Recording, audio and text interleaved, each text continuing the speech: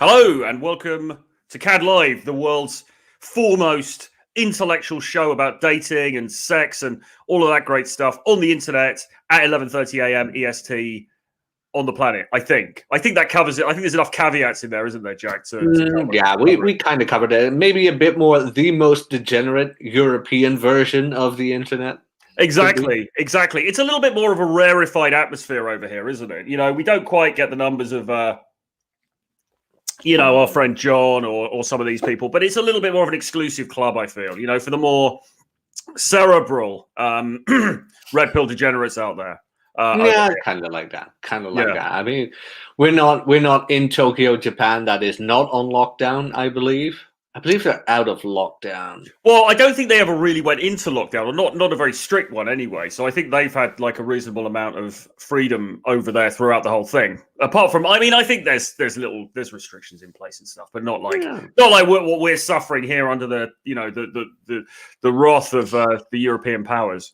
The wrath of the totalitarian state. Yes, although Britain's not in the EU anymore, so really, if you were gonna make a conspiracy about the EU.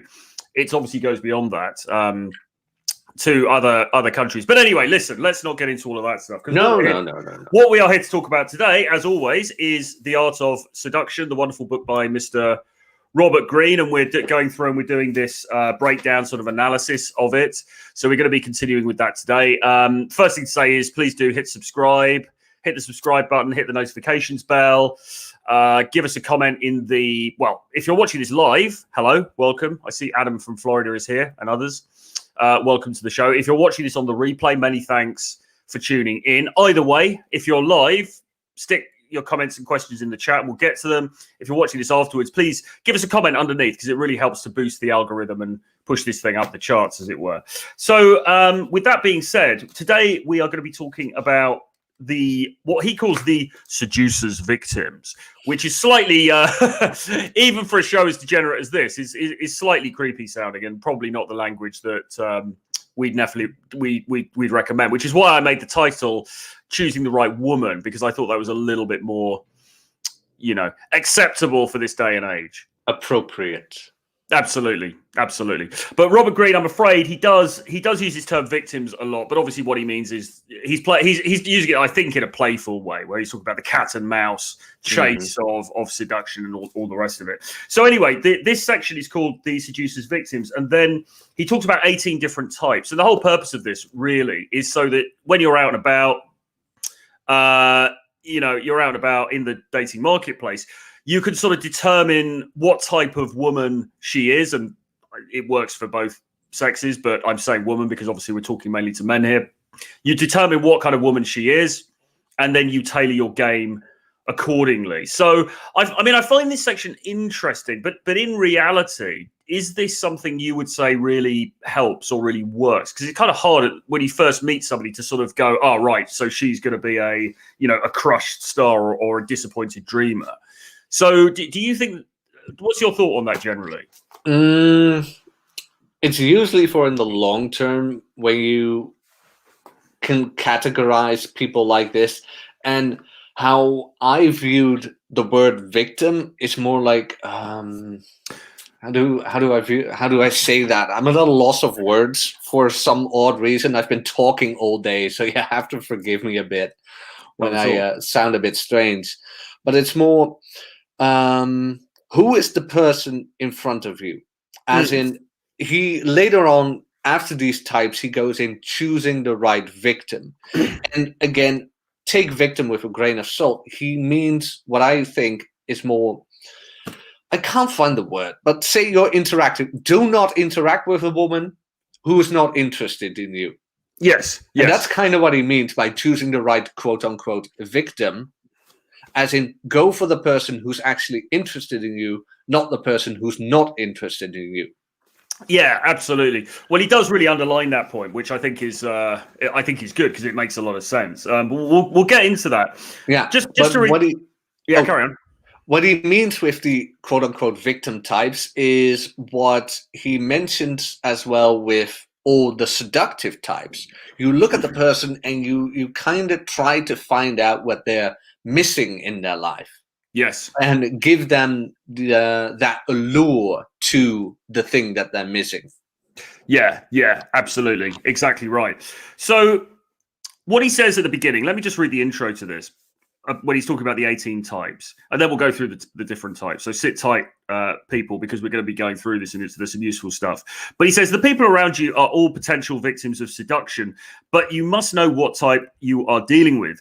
Victims are categorized by, as you say, what they feel they are missing in life: adventure, attention, romance, a naughty experience, mental or physical stimulation, etc. Once you identify their type, you have the necessary ingredients for a seduction. You will be the one to give them what they lack and cannot get on their own. In studying potential victims, learn to see the reality behind the appearance. A timid person may yearn to play the star. A prude may long for transgressive thrills. Never try to seduce your own type. So there's some interesting stuff in there already. I think one of the things that stuck out for me, he says, it's what they're missing in life, but it doesn't have to be, because guys going to be watching and going, oh, you mean a Lambo or $40 million or, 25 Bitcoins or something. But it's not really that. It could be something as simple as a naughty experience. And actually, many of the girls, the women that I've dated and had experiences with, have actually just been looking for that, and it can just be as simple as that. She's probably somewhat sensible and maybe somewhat timid and prudish on the outside, but actually she's just kind of wants a bit of a naughty, exciting adventure. And if you can present as that type, then you're going to get those girls. And this is the Tom Torero thing again, isn't it? Yeah, no, absolutely. I mean, that's where the meme of Catholic girls came from, I guess. Yeah, if you know what I mean. Yeah. Or what's that show called again? I don't know what it's called, but it's about Amish folk, like the Amish teenagers. They're letting them loose for a week in normal society, and just shit goes down because they've missed all of that. Well, the girls barely come home pregnant, so to say, because of all the things going on. But when you've lived such a restrictive lifestyle, someone who can bring you some adventure, so to say, or some loosening up from that restricted lifestyle becomes very attractive to you. And you just mentioned like the Lambos and the Bitcoins and things like that. From a marketing perspective, this is like niche marketing. Yeah. Like who do you want to niche to, and how do I phrase that? Like, how do you market your specific product to their needs? Yeah, exactly. And he says here, first identify the type, then try and work out what they're looking for, and then you fill that void. And I think we all do this to some extent. I think this is something we do unconsciously. When we meet somebody, when we meet a woman, we kind of get a sense, I suppose, quite early on, kind of what she's like. Is she quiet? Is she a crazy party girl? Is she a single mother, in which case she's not going to do very well with Richard Cooper? Is she a librarian? Is she a go-go dancer? Whatever it is. So we're going to kind of get a sense of her, and then we're going to think, okay, so she is probably going to be looking for this. And we do tailor our approach, I think. I think this is something that we sort of do automatically, isn't it? Oh, yeah, absolutely. Absolutely. I mean, it begins with the openness. Like, yes, you look like an art student, but etc. Exactly. So then he goes into the 18 types. And there was actually, when I was reading through this morning, there's a lot more detail here than I remembered. So the 18 is quite a lot. So we'll kind of go through them relatively quickly, but just to give the guys a sense of what these types are, because we're on for about an hour today, by the way. So yes. We can't spend hours on this, but because I think actually anyway, so I mean, for me, I think what is probably of more interest is when we go into the techniques after this. I think this is interesting, and one of the fun things about this is you can also identify yourself in some of these types as well, which is kind of cool. But then beyond that, then it's the techniques, and I think we start to get into some real game bread and butter stuff then. But anyway, so number one is the reformed rake. And he says, basically, these were once happy-go-lucky seducers who've now kind of retired. This is somebody, well, I guess a rake sort of applies to guys, but I guess from a female perspective, this is probably a woman who's maybe she's been on the carousel a bit, she's had her fun, whatever, and she's sort of settled down again. And he says these kinds of people are quite kind of ripe for the picking in a way, because they still really want the old thrill. It's just that they've had to give up for other reasons. And so, you've got to present yourself as somebody who can supply that thrill. And if they're in a relationship, it doesn't matter, because they're still going to be susceptible. They're longing for the old days. So exactly. As a man, the first thing that came to mind was like a blue pill alpha. As in, he always has success with the girls, things like that. He knew how to charm, he knew how to get laid. And then all of a sudden, I found my high quality woman. And I started, and he got married, had the kids, and then he wakes up at 45 and thinks, I have wasted 20 years of my life. Yes. The kids hate me. My wife doesn't want to touch my dick. What have I done? Yes. And then he gets into sort of an American Beauty type situation where he sees that he fantasizes about the girl on the netball or in the cheerleading squad in a bath of roses. Asking his wife for a spot. That was such a good movie. Yeah. I imagine George Bruno is doing that kind of thing. I don't think he bench presses, man. I mean, no. I don't think he will. he bench presses his pipe. Yeah.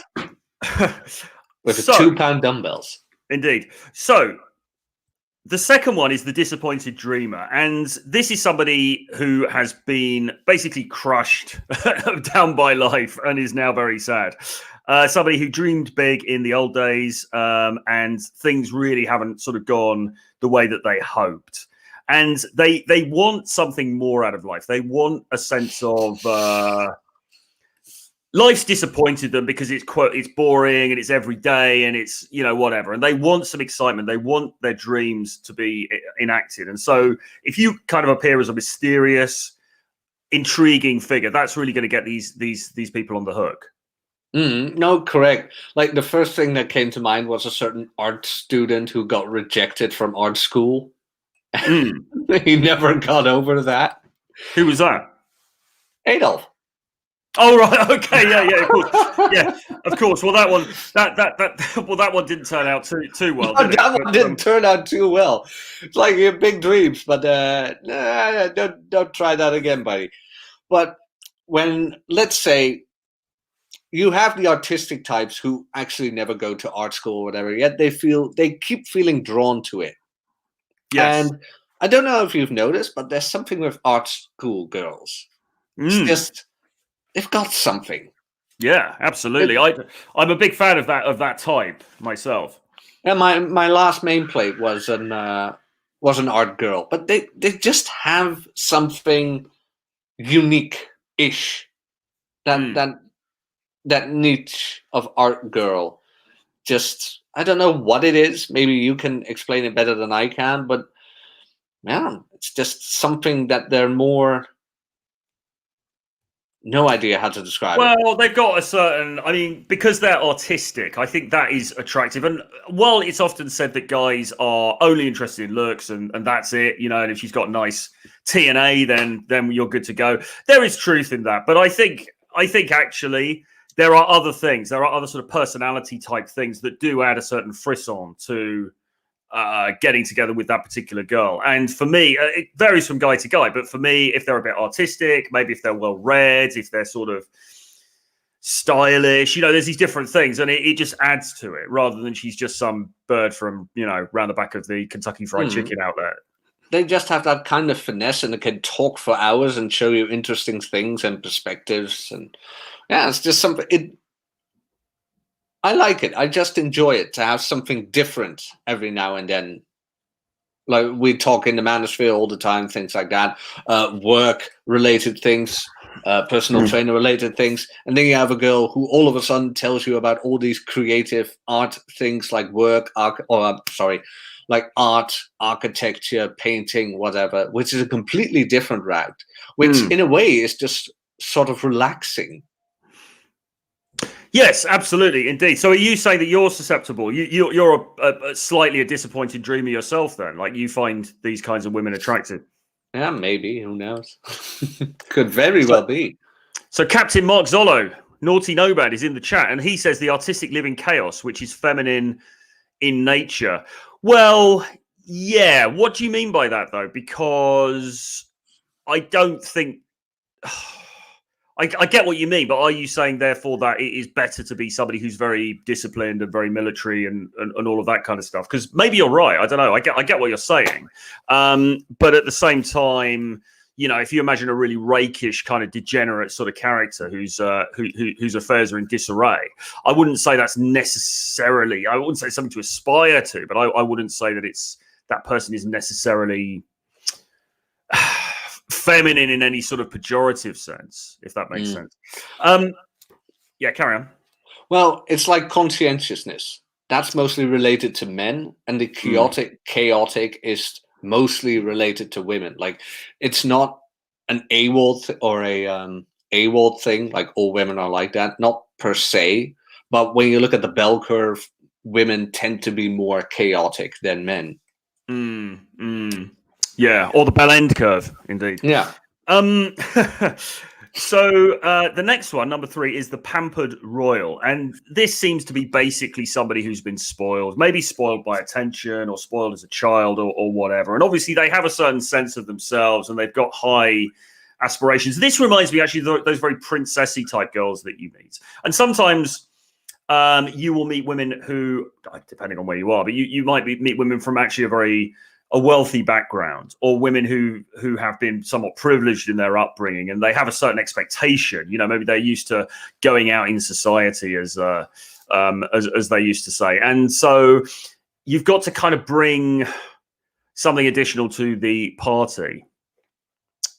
Oh, it looks like Jack has left the stream for some reason. I think he's probably just had to quickly go and do something. So let's just take him out for a minute.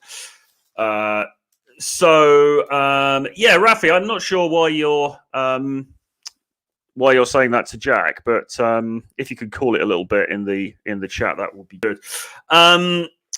So these Pampered Royals, you know, they're kind of spoiled, they're kind of childlike, and if you're going to get with them, if you're going to create some sort of attraction and ongoing relationship with them, then you've got to be prepared to offer distractions. And I think this is where the sort of, I don't want to say gold digger type game, but certainly this is where, you know, if you've got a bit of cash and you've got the ability to make cool things happen, then that's going to make it easier for you to seduce this particular type. You're back, Jack. Are you okay? Yeah, I had a small break. My roommate asked me something. So okay. Back. Fair enough. Yeah, so I just say Pampered Royal, kind of spoiled. You need to provide distractions for them. And this is the kind of girl I can imagine having a really great time with a Tate brother, because, you know, it's sort of like, well, look, get in the Lambo, we're going to drive across country, we're going to stay overnight in Prague, and then we're going to do this and blah, blah, blah. You need to be providing them with that kind of entertainment, don't you? They always want to be distracted. They always want more. They have a sort of narcissistic thing to them, so to say, and that needs to be fed. Absolutely. So that's an interesting one. Maybe it's not for everybody. Then he says the new prude. And this instantly reminded me of tradcons and sun hat goddesses, because these are people who have recently become prudish. They're like, oh, no, that's low value behavior, or, you know, she's a low quality woman and all of that kind of thing. And they are quite prudish. They're the kind of people who, you know, come onto shows like this and flame in the chat. They're the kind of people who disapprove of dating coaches or dating skills and all that kind of stuff. But actually underneath that prudery, you know that they're secretly fascinated. You know that they kind of want a bit of the action themselves. Oh, yeah. I mean, why do you think that? What's the statistic again? Over 60% of men who deem themselves religious are porn addicts. It happens all the time. You know, you get somebody who's very virtuous, very religious. Maybe they've got, you know, homophobic views or whatever it is. And almost without fail, it turns out that they've been doing something that they preached about. I'm not saying almost without fail. I'm sure there are many who don't. But in many cases, we see these stories where these people are doing something that they've been speaking out against. And it's very clear projection, isn't it? Oh, yeah, there's often a filthy degenerate that's just screaming to come out with these people. Exactly.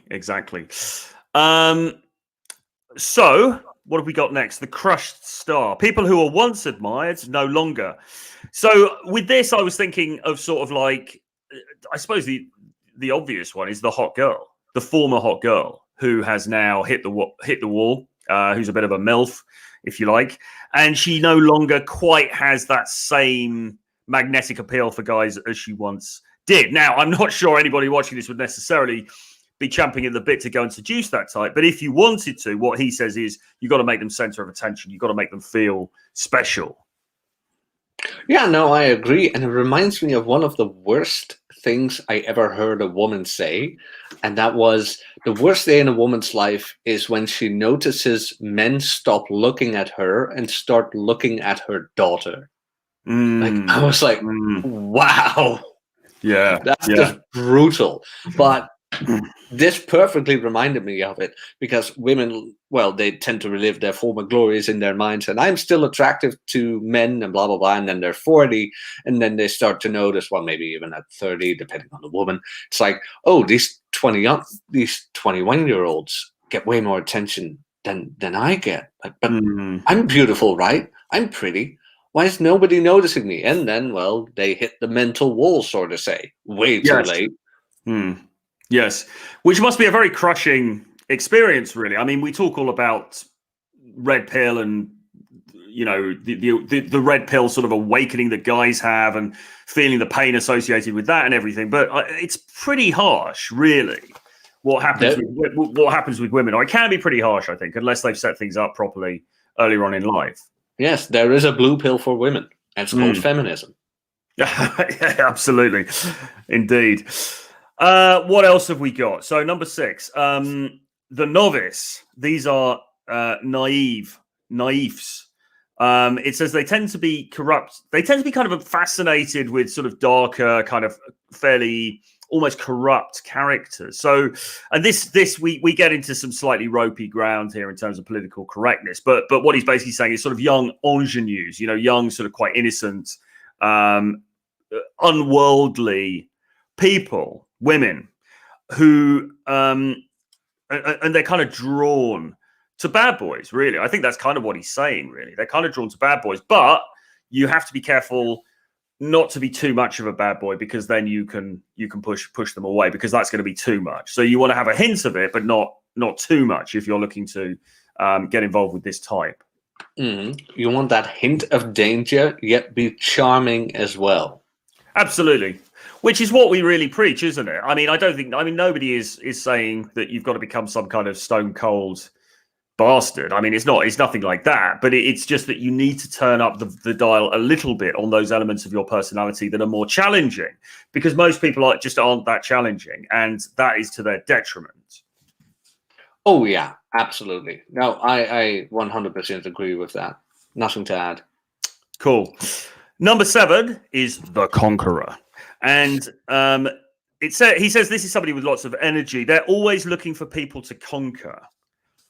And what he says with these people is you've got to make them chase you. Now, he does say that this tends to be men more than women, although you do obviously get some very domineering women who, you know, go around and probably try to do the same thing. But this one seems to be more of a sort of male stereotype. And, you know, again, it's sort of like they go around and they're looking to make conquests. They're looking to have their own way. And so if it was a type like this, then the way to get them would be to not give in to them too easily, make them chase a little bit. And so much of this stuff in this book, it's all about push-pull, isn't it? It's all about the chase. It's all about not being too available.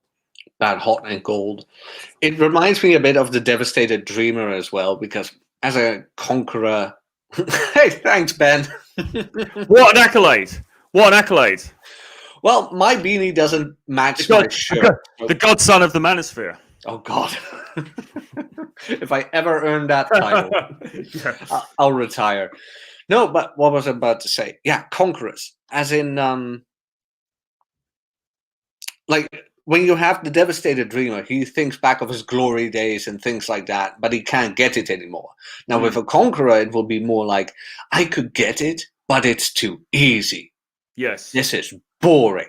Yes. She's already infatuated with me. Yes. what's that old saying again? The chase is better than the catch. Yeah, for sure. And that's true for a lot of people, I think. It's more pronounced in some people than others, but I think all of us, if we get something too easily, we tend to undervalue it. That's just the way it is. And particularly with women, because they get guys throwing themselves at them every 5 minutes or every 2 minutes on, in the DMs or whatever. So, you're not going to stand out if you are pursuing her. No. I mean, you got to pursue her a bit, but you're not going to, you've also got to differentiate yourself by not being too easy to tie down. Mm-hmm. But this relates to women as well. You just mentioned it. Like, a lot of guys are DMing her, they're throwing themselves at him, and you name it. For a woman, it becomes interesting when she actually has to chase you down. Yeah, absolutely. I mean, it's really essential, and this is such a cornerstone of what's being taught in this book. Now, number 8 is one that I think was written for me. It's the Exotic Fetishist. Well, I'm only joking, but you're not. No, I'm not. I'm not joking. But yeah, the Exotic Fetishist. Now, this is somebody who they don't like where they're from. They don't like the type of person they are. He talks about social class, social standing, these aspects of your life. You don't like it, so you want to be something outside of that somehow. And the way to attract these people is to position yourself as the other. Now, a very mild form of this could be, how you get these rich, posh women who will go for guys who are rough. Mm-hmm. Mm-hmm. That's perhaps a very mild example of it, because you got the posh, fancy woman, and maybe she's brought up in Chelsea or some expensive place, and all the rest of it. And then she ends up going out with the East End car mechanic or whatever. And it's because he is different. It's because he's not from that sort of social set. And maybe there's some, inherent guilt or something about she's been privileged or whatever. Or maybe it's just the attraction of the other. But this is identifying, I think, people who want something different to what surrounds them and then being that for them.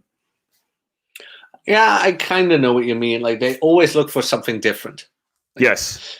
Everything is always of a short term, so to say. This is nice for now. This intrigues me for now. And he even mentions that in a book. Where was it? Whatever exoticism you have will soon seem banal to them, and they will want something else. It will be a struggle to hold their interest. Their underlying insecurity will also keep you on edge. Now, that can be taken a bit with a grain of salt, but again, they're always looking for something, always something new. They need that excitement. Yeah, absolutely. And it's really hard long term to maintain that excitement. Where does he say that? Is that in this section, or is it? Oh, right. Yeah. In the middle of the Exotic Fetishist. Yeah.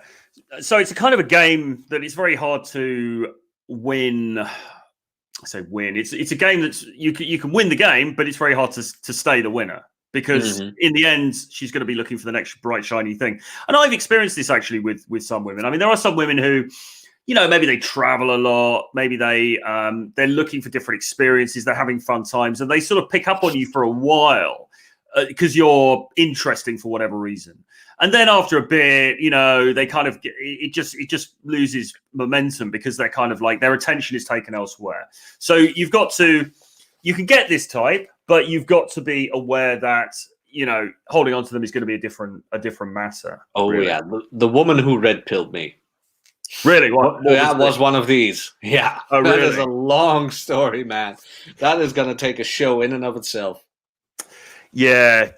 I mean, well, maybe we could return to that at some point in the future. So Troy's point here reminds me of Liz Hurley dating Shane Warne, who is the cricketer, isn't he? I think that's a good famous example.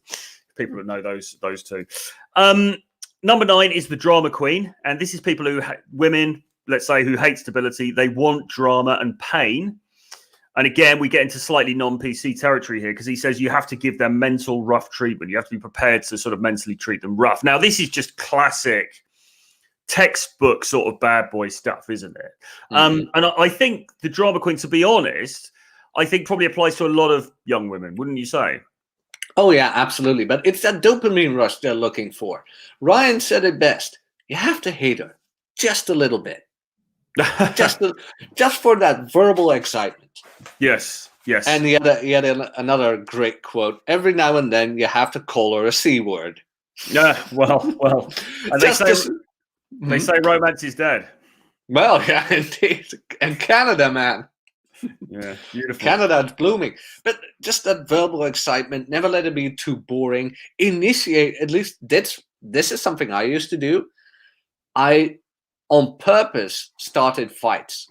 Right. Just to get it going. And then you sit there with a shit and grin like, what are you worried about? Like, you just said this. Did I? Huh. Forgot. Yeah. Like, and then they get all outrageous, and it's so much fun.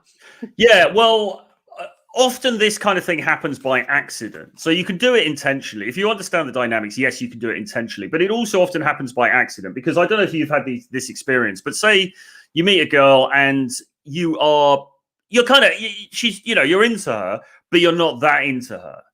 And so you end up sort of, maybe you sleep together and then you don't call for a while, and then you're supposed to go on another date, and then you flake on the date at the last minute, and then a couple of days later you get a bit lonely, so you call her up, and then you go out again and sleep together, and you kind of mess her around.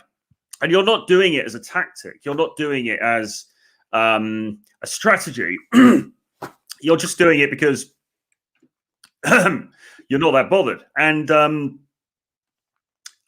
inevitably what happens is those girls end up really liking you, whereas the girl where you're always 10 minutes early to the date, you're always wearing your nicely ironed shirt and everything like that, she ends up despising you 3 weeks later. She could care less. Like, I'm going out with the guy who dumped me 2 weeks before you showed up, so bye. But then the girl, you're like, oh, well, she's okay. All of a sudden shows up and she wants you more than anybody ever wanted you. It's like, really? Yeah, exactly. And I mean, it's unfortunately, this is one of the catch-22s of dating and game. And it's very hard to fake. I mean, I suppose because we've got this knowledge, we can fake it to a certain extent, because we know enough by now not to be keen bean when you first meet the girl because she's cute. It's like, oh my God, you're amazing. Oh, we know not to do that. You've got to hang back a little bit. But on the sort of more the sub-communication level, I think it's very difficult, unless you've got plenty of experience, to be able to conceal the fact that you're kind of into this girl. Do you know what I mean? But you've got to some extent, you've got to hang back a little bit. Because otherwise you're just going to get chewed up and spat out in most cases. Oh, absolutely. This was one of the hardest things to learn. Because in the beginning, as we all know, like, you want the girl to like you. And then all of a sudden you learn that, no, sometimes the more you piss her off, the better.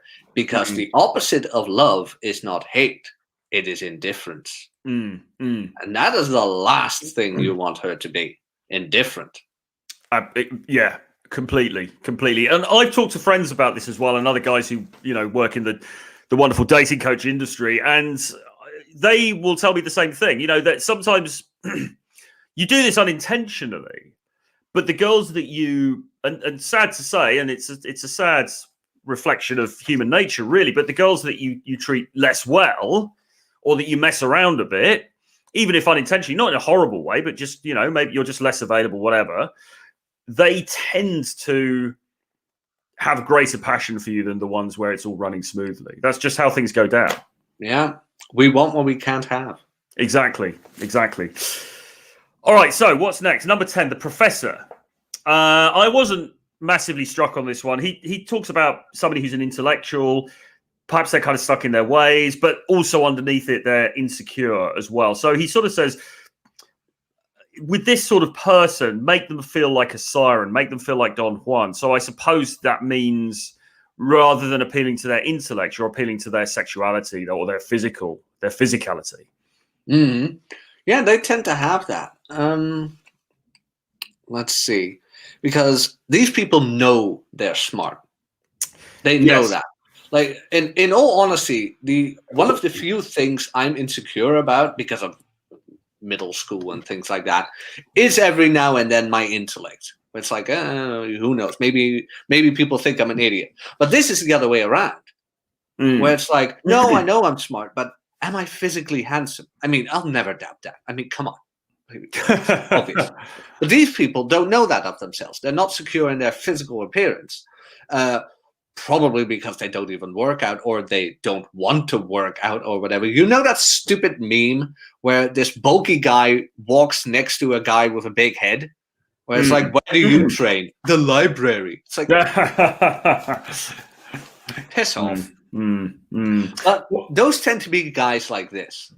Yeah. Well, I dated a girl once. The most intelligent girl I probably dated was a girl who was doing a PhD in philosophy. Very, very smart girl. Very, very intelligent. And English was her second language. And I read her undergraduate dissertation, and it was just, incredible, like beyond the scope of most British people to write something like that. But as it happened, she was also really fit. So it was kind of, but I think even with her, perhaps a little bit, there was a sense that because she'd foregrounded herself as an intellect, that was her main thing. Mm-hmm. I think she quite liked just being treated as a woman. I think she just quite liked being treated in a more sensual way rather than, just, you're smart sort of thing. Mm-hmm. I mean, it's like, and then we go into the beauty. And here it's the opposite, because he says these, and we can think about women here. These are women who are desired but insecure. They've been desired, and maybe they've got a million likes every time they put a photo on Instagram and whatever. But here he says, flatter her intellect. Go for the thing. Why are you laughing? Are you think it's because this is so relatable. Because I've had girls say that to me, like, "You're actually pretty smart." It's like, damn it. Thanks. It's like, I'm glad you noticed. Well, because Jack, the resident Chad on this show, knows what it's like from the male perspective of just being objectified. I'm not kidding when I will say yes. Like just objectified like a piece of meat, Yes. It's like there's more to him. There's more to him. He does a podcast and everything. I'm not kidding when I'm saying this. Like, I know I make a joke every now and then about my looks, but oftentimes women just objectify me. But it's like, okay, well, I'm fine. I'm just good for sex. But then conversation with me, and they're like, "There's more to you." Then it's like, yes. It's a tough life, guys. It's a really tough life. If anyone wants to donate to Jack's PayPal, we'll put it in the chat. But I mean, this guy, obviously, tough times, just being used for sex by these ravenous. I know, it's horrible. These ravenous, insensitive women. Terrible. But yeah, he says flatter her intellect, which is, that's a little bit too obvious for me. That's a bit too on the nose. It's sort of like you see this really hot girl, and then you're sort of like, oh, you're so intelligent. It's kind of it's a bit obvious what you're doing if that happens. But I think the general point, and he does go into it a little bit more in the passage. The general point, I think, is you want to be focusing on other things other than her looks, and that's an old game maxim. You don't go in and say, well, you kind of can, and I've done this myself. But like in general, going in and saying you're really beautiful is less effective because she already knows that, because she's already had a million guys saying that already. So if you can lead with something else, one of her other qualities, that can put you in a good position because it makes you look less sort of beholden to her looks. And the other thing it says here as well is, make her chase you, because she's been chased all of this time. She wants to be the chaser. Mm-hmm. Perfect example of push-pull. Like you just mentioned. Like you could perhaps open with "you're beautiful, but something wrong with you." Yeah, that works. That works really well. That kind of thing works really well. The neg, negging is sort of out of favor these days, but an element of that, is a little bit teasing. Really helps. Push pull. The next one, number 12, is the aging baby, and this one actually I thought was sort of reminiscent of me a little bit, in the sense that he says this is somebody who hasn't grown up, and they're kind of just like doing their own thing, whatever. But the mistake that you can make is thinking that they want somebody else of the same type, because actually what they kind of want is somebody who's got that stability, who's got that sort of who's a little bit more on the level, or a little bit more level, and they kind of like and they kind of indulge the adult baby. By the way, I'm not talking about those kind of adult babies. They're kind of the freaky, weird ones. I'm talking about like, but yeah. And when I think about my own life, I think about the girls that I've ended up with, and I mean, yeah, of course they're fun and everything else, but girls that I've stuck with, they do tend to have that slight maternal side to them as well. And you kind of think there's something nice about that, because you think she sort of stabilizes me a bit, whereas left to my own devices, I can go pretty crazy. Does that resonate with you at all? Can you think of an example? To a degree.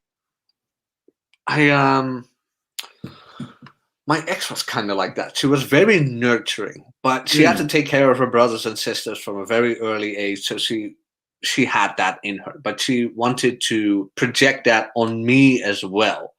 And to a certain point where it's like dinner's been made, the house is clean, everything is in order, you name it. Like there was one instance where, what was it again? Left my office or whatever, and I came back and everything was neatly in order.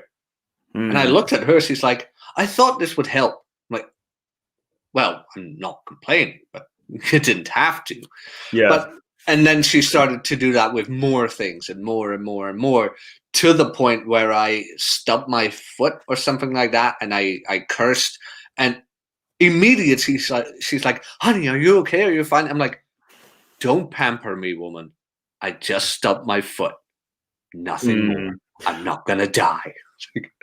Well, it can be a bit over the top sometimes. It can be a bit cloying. And I've certainly had women like that, where they will be sort of like, oh, you're all right. Oh, do you want this? Do you want that? Do you want that? And it's like, no, I don't. Like you need the right amount of it, but I don't like to be babied. Do you know what I mean? I know it's called. Yes, I know exactly what you mean. Yeah, so I like a bit of it. I like the sense that they are sort of quite stable, and they're sort of like perhaps a slightly calming influence, but also I don't like somebody making too much of a fuss of me, because I also am independent, and I'm very, I resist people who are trying to sort of pull that maternal thing too much. So it's got to be a bit of a balance. But I'm not sure how this would apply the other way around, really. I suppose, well, I'm not sure I'd be keen to pursue a woman who was an aging baby, really. It sounds not really. No, it's too much of a hassle. Yeah, it sounds pretty. It doesn't sound very appealing, really. So maybe it's more the other way around. Yeah, I mean, women in general are already impulsive, and now it's impulsive turned up to 11. It's like, do you want to deal with that? I don't. I don't. So number 13 is the rescuer, and this is very common, the desire to rescue people who seem to be troubled or seem to have personal problems and things like this. And this is something I fall into as well from time to time. And he says, in order to seduce these people, you've got to just play the person who needs to be rescued. So from a male to female perspective, if the woman is the girl is a bit of a wounded bird, I think is the expression, she seems troubled. She seems like she can't look after herself, that kind of thing. That can be very appealing for a certain type of guy. But on the other side of it, guys can also pull this same trick. Now, I'm thinking now of a friend of mine. Actually, I saw him earlier, met up with him earlier. And this guy is in his 40s, very good looking guy, and somebody who just naturally attracts quite a lot of female attention. But he's also, he's had troubles, he's had difficulties in his life. He's had sort of issues with addiction and things like this. And so the last woman he was going out with, I mean, she was older than him, so I'm not advocating this as a pickup strategy or anything. But he was dating a somewhat older woman, and she was sort of looking after him a bit. And I think that, I mean, I never met her, so I don't know what the dynamic between them was like. But I'm guessing that there was something of this in that. Do you know what I mean? That because there is a certain vulnerability about him, but in the context of being a very alpha guy. So if you can get that balance right, you are going to draw a certain woman to you, that kind of woman who wants to look after you. I suppose we're sort of like it's slightly connected with the last one. This isn't it? But there are very little things that attract a woman as much as a guy with a broken past. They want to fix him. I'll tame him. I'll make his life better. I'll make sure nobody ever hurts him again. That's kind of like this, but when you flip it around, that's the Captain Save-A-Ho dynamic. Like 80% of guys are rescuers. Know what I'm saying? Yeah, absolutely. And this is the thing that, you know, the single mothers thing, isn't it? The Rich Cooper goes on about. It's sort of like, in many cases, guys are going for her because they want to go in and rescue. And yes, it's partly societally constructed. You know, it's like the guy should be the knight in shining armor and all of that. But I think there is a natural tendency as well for men to want to look after the woman. I think that's a very natural, inherent thing. I don't think it's just cultural or just because they're a simp. I think there is that sort of thing in us. But you have to be aware of it because it can lead you down some very troublesome paths. I do think it is an innate behavioral aspect, and I think that on a societal level, they have just abused that aspect. Like, men want to protect women. Okay, how can we exploit that? We're going to make it a societal norm that single mothers are heroes and you are not the stepdad, but the dad who stepped up. You shouldn't be judgmental for her past. You need to be the guy who shows her a different way, which actually speaks to that innate protective drive. Even though we deep inside are, in all honesty, we don't like it when a girl has had many guys. And we don't like it when a girl is carrying another guy's kid. But on a societal level, men need to be told that it is acceptable to rewire, let's say, that hindbrain reaction to it. Yeah, like you say, I think it is an innate thing, and I think it can be abused in certain situations at certain times. And this is why you need to be aware of it. You need to look at yourself and think, well, am I just falling in with you've got to think with your head, not your heart, I suppose is the old cheesy way of saying it, you know, because you can end up here's the thing, you can also end up taking on other people's problems. Obviously that's what you're going out to do. You're literally going, I'm going to take on your problems, but you've probably got problems enough, to be honest. I mean, bringing additional problems into your life is rarely a good idea, I think. And in many cases we've got enough work to do on ourselves without bringing somebody else's crap into the mix as well. This is taking slightly longer than I thought, actually. So maybe we just go through the rest of these and then that'll be it for today, because otherwise we'll be going into the seductive process. But we're coming up on the hour anyway. So maybe we just go on these. We just continue with these types and just like leave it there. But what's the next one? The roue. The roue. Somebody who was formerly a hedonist, but is also sentimental. And he seems to have one piece of advice for this: be young. it's like I'm a roue then. Well, no, I mean the roue I think is probably more like me, really. It's the aging sort of degenerate who, I mean, again, this is another one of these things. You know, it's somebody who's sort of had their fun and perhaps are getting somewhat older in years now, but they've still got that desire for that fun and that variety. And it's saying basically, I'm thinking, and again, this is one of these things. Actually, you do get female versions of this. You do actually get female versions of this. This is kind of more the very sort of Joan Collins, somebody mentioned before, might be an example. Or sorry, Elizabeth Hurley might be an example. Somebody who's had a lot of fun and everything in her life. She's kind of a bit older now, still an attractive woman. You know, you can see that sort of woman. And this is why those kinds of women, they'll often go for younger guys. They'll often have toy boys and stuff like that. Cougars. Exactly, yeah. Or even, what's the other one? You get cougars and then you get the even older ones, don't you? Do I want to know? After cougar, there's another one. I can't remember. I forget what it is.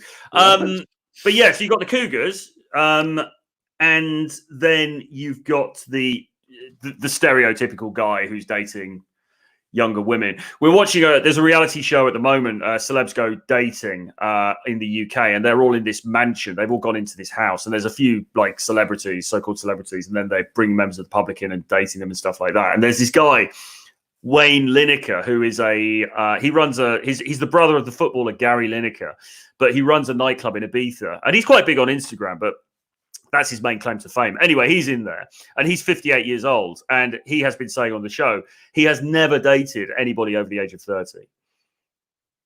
I like him already. Exactly. I mean, what's not to like, right? A hero. Oh, he's not beating Leo, though. Leonardo DiCaprio never dated a woman over 25. Yeah, true. You got him there. Yes, although Leo, I suppose, is a bit younger than him still. And Leo's also more famous as well, so there is that. But Leo's a bit younger. But yeah, it's a Wayne Lineker. Yeah, I never dated a woman over 30. But now on the TV show, he's now dating this woman who's 41, and I think that's probably necessary for the TV show, because it would be a little bit. It wouldn't be very societally accepted if he walked out of there with a 21-year-old. So I think for appearance's sake, he's now dating this 41-year-old lady on the show. But interesting to see what happens with that. But anyway, so a guy like him, or the woman who is the cougar, being young is an advantage, or at least appearing youthful. Even if you're not actually young, you've got to be youthful. And the other thing again is making them chase, because they want that excitement. Agreed. The next one, the idol worshipper. They want someone to worship. So you've got to be that. You've got to position yourself as an idol that they can worship. You also can't be worshipping them. This only works one way. So that they're only going to be turned on if you are the objects of worship, if you like. And I think it was in this one, actually, that he says something like what you read before, which is about, in the end, they're going to get bored. So you could set yourself up as the idol for a while. And we talked about the star in that previous episode with John. But the problem with this type is that it's very bright, shiny new thing. And, you've got to be prepared for the fact that at some point they might eject and go on to someone else. Mm-hmm. No, 100% agree. And let's see, near the end, he says, second, they often suffer from low self-esteem. Do not try to raise it. They will see through you and your efforts. Appraising them will clash with their own self-image. So these are people who are trying to live vicariously through someone.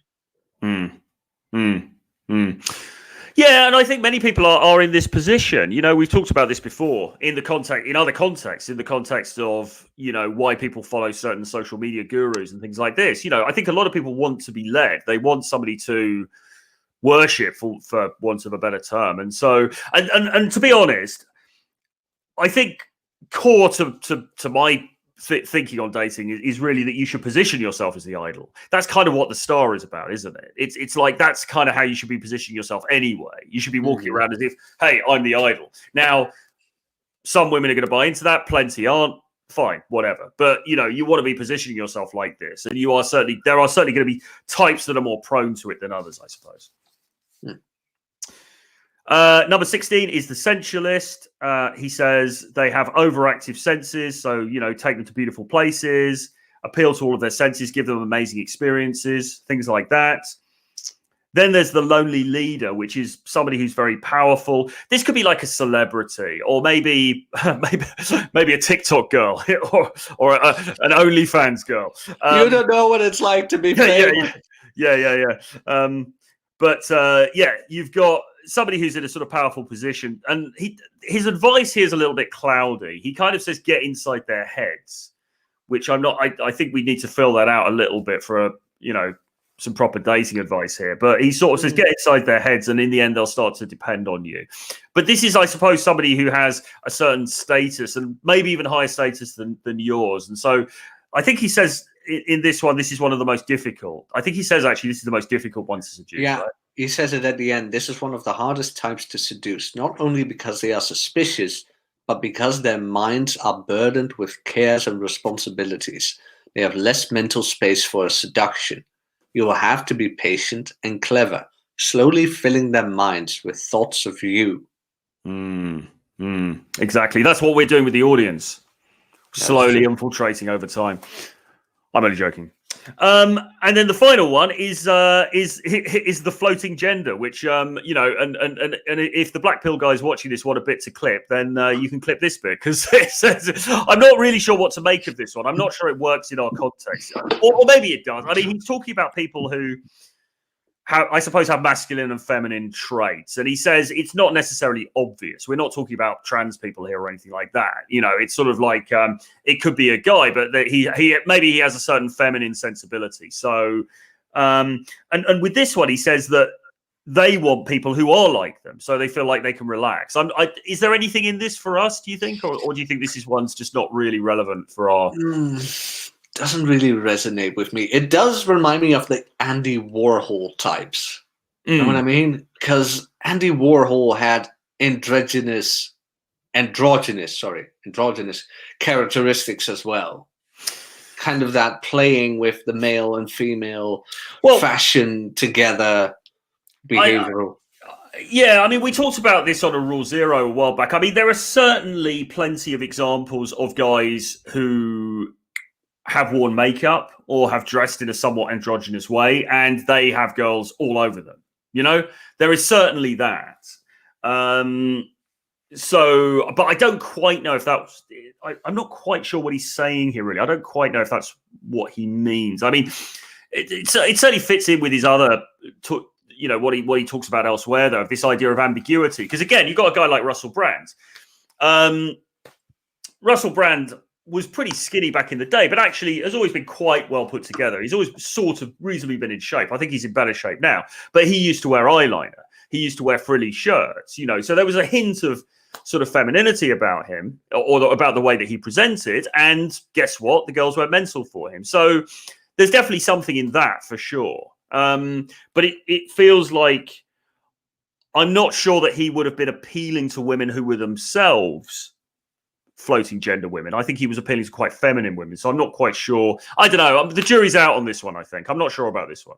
No, I don't have much to add on this one either. Yeah, fair enough. Okay, well, that's it for the 18 then. But I mean, there's a whole bunch of different types in there. If you watch the episode back, or obviously get the book, it's kind of fun to go through and work out which ones you are, or which ones you resonate with, and maybe which ones the girls or the women in your lives are. And there's certainly a lot to be taken from this, I think, isn't there? Oh, absolutely. Absolutely. Again, and I've said it before, this book is a sword and shield. Yes. This book will protect you from being seduced as well, because this is not only relevant to men and women. This is relevant to marketing. This is relevant to politics. This is relevant to commercials, you name it. Yes. So the types we mentioned, the idol worshiper. Take a guy like Tony Robbins or whoever, and I'm not saying he's implementing this, but a comparison can be drawn. Who are the people mostly attracted to guys like that? Look at it like that, in that way. Who are the marketing gurus appealing to? Or why are you someone who resonates with some guru or whatever? I'll tell you what, actually, reading this book, it's really made me think about some of the figures that I admire, whether they be rock musicians, pop musicians, or different people in the public eye. People that I sort of, because I try not to I don't hero worship people. Do you know what I mean? There's nobody on the planet that I'm like, oh my God, that guy is so amazing.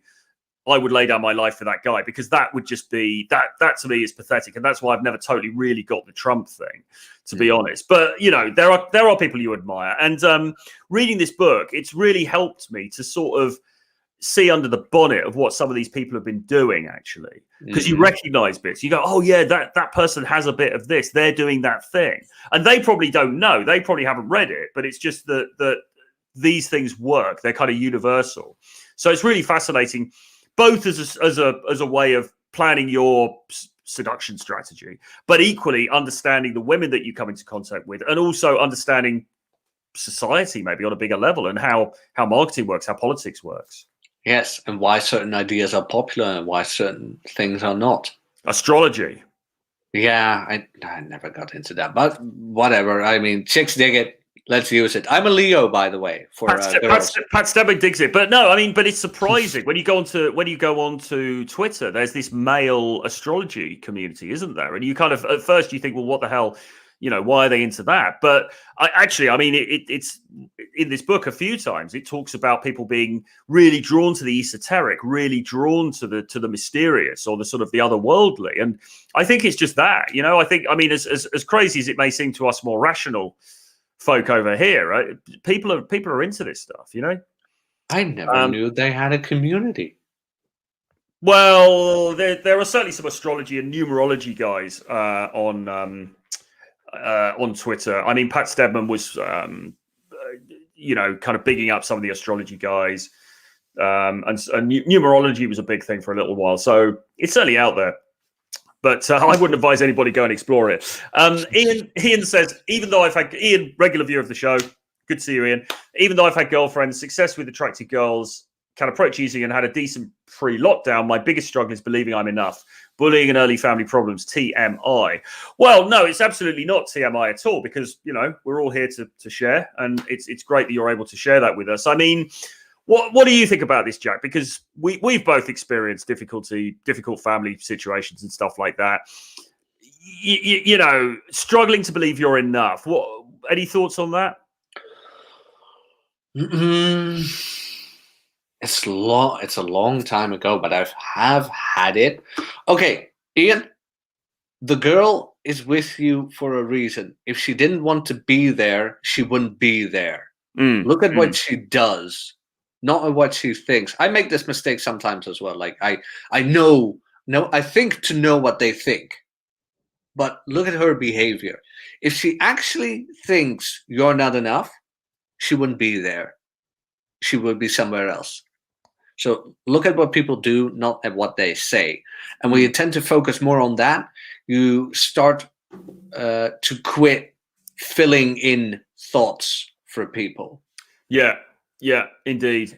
And I suppose from the point of view of the approach, I mean, he goes on then to say that he's done some work on himself and he spent time, sorting himself out. And we referred to this before because a lot of the time, game and dating is one thing. But, if you've got some inner demons, then it's worth, we were talking about this the other day, weren't we? It's worth going to maybe do some therapy, do some counseling or whatever, because you need to get that stuff sorted out. So it's great that he's done that. I mean, I would recommend do that. And then, I mean, we could talk about this for hours and we need to go now. But I mean, to some extent, faking it to make it, throwing yourself out there, faking it to making it, and just, take it from there. But the therapy and the self-development work really, really helps. And that's probably the main thing. Mm-hmm. It does get better with age, if you know what I mean. Like, at a certain point, you've had the therapy, you've been through the trials and tribulations. And in the beginning, some things still hurt, and you try to, you still mentally connect certain situations with each other. But the older you get, the more experience you get, the less that tends to happen. I don't feel that I'm weighted as much these days by those negative feelings as I used to be. It's not that I'm not going around singing a happy song the whole time or anything like that, but I do feel like I've dealt with certain things from the past. Not that they're totally laid to rest, but I've dealt with them sufficiently that if I go to the club or something, if I'm at the phone party in Cancun, which I quite like to be right now, actually. If I'm in the phone party at Cancun, shots, everybody. Exactly. I'm not weighed down by that stuff. Do you know what I mean? And in the past, maybe I would have been. So, you can come through these things for sure. But look, anyway, listen, it's just over an hour. Another fantastic episode. Thanks ever so much for coming along, Jack. So thank you for having me. What you got coming up and where can they find you? I have one more day of the Gendernomics audiobook bundle sale for €5 instead of the normal 34. So you could get that. There are still 79 copies left, and the sale ends in 5 hours. 5 hours and 20 minutes. That's when the sale ends. So get yours while you can for $5. After that, it goes back to full price. I am doing this because I hit 5K followers on Twitter. The sky didn't open. 25 19-year-olds with slim waists and the C cup still haven't been delivered to my door yet. But what the hell? I've hit 5K followers on Twitter, so I'm celebrating with you guys. It'll come. They'll come. Don't worry, mate. It's not going to be too Eventually. long, and then they'll come. Cool. Good stuff. Awesome. Well, make sure you guys pick up the audiobook of Gendernomics because it's an awesome package, as the actress said to the bishop. And as far as I'm concerned, just hit subscribe to the channel, please. That would really, really help me out. Please do leave a comment below saying how much you love the show or how much you hate the show or, whatever, really. And give us a thumbs up, a like, a dislike, whatever you want. Just a little bit of interaction. It really, really helps the channel. The other thing is my collection of 11 books about dating, about game, the sexual marketplace. It's called Renegade Dating Blueprint. It's available for just $39, which is frankly ridiculous for the amount of material that you get in it. And you can get it on the link below. So do jump on board and get that collection of books before I change my mind and whack the price up, which I very probably should. So, and there you go. So there's Jack's, there is Jack's channel there. So go over and subscribe to Jack also. And yeah, I think that's about it. So I guess we'll be back next week with a bit more of this stuff, won't we, Jack? We will be. Hallelujah. Will definitely be. Good stuff. All right, guys. See you in a bit. And I'll be back tomorrow with a different show, 11:30 a.m. EST on this channel. So I'll see you then.